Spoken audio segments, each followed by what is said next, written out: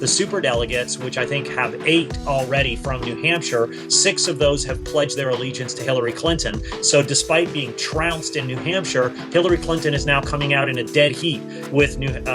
Bernie Sanders out of the superdelegate and delegate total at 15 apiece. And I want to say, I still love New Hampshire. And how that has happened is that while there are pledged delegates that come from the vote totals that the candidates get from the primaries, there's also this world called superdelegates, where party establishment figures, political elected officials, and grand old men and women of the Democratic Party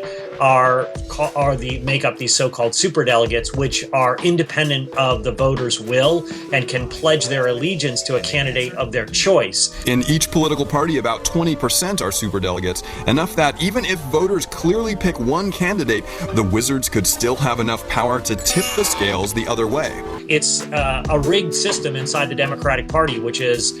there by design, because the Democratic Party since the 1970s and especially since the 1980s has set up these superdelegates to prevent insurgents like Bernie Sanders from overwhelming the capitalist core of the Democratic Party. And the particular history of why they created the superdelegates is the party establishment's evaluation of the George McGovern campaign in 1972, which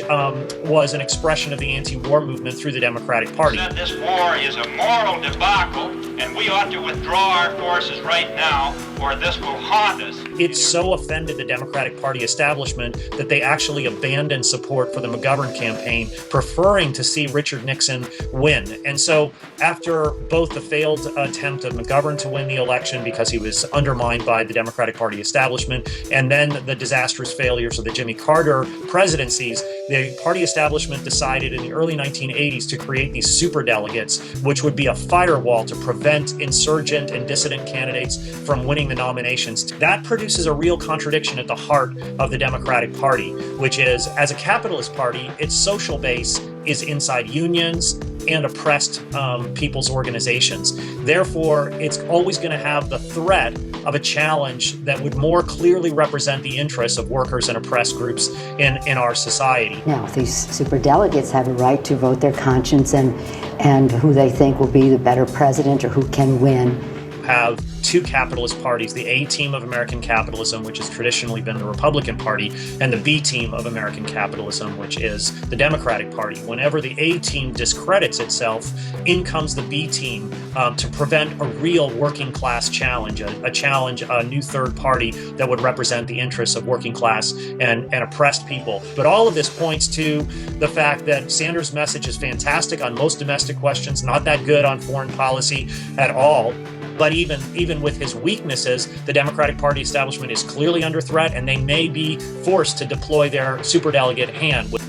I just want to call attention to how exciting it is right now to be a socialist, to be a radical, to be somebody on the left, because this election looked like it was going to be a coronation of Hillary Clinton, who is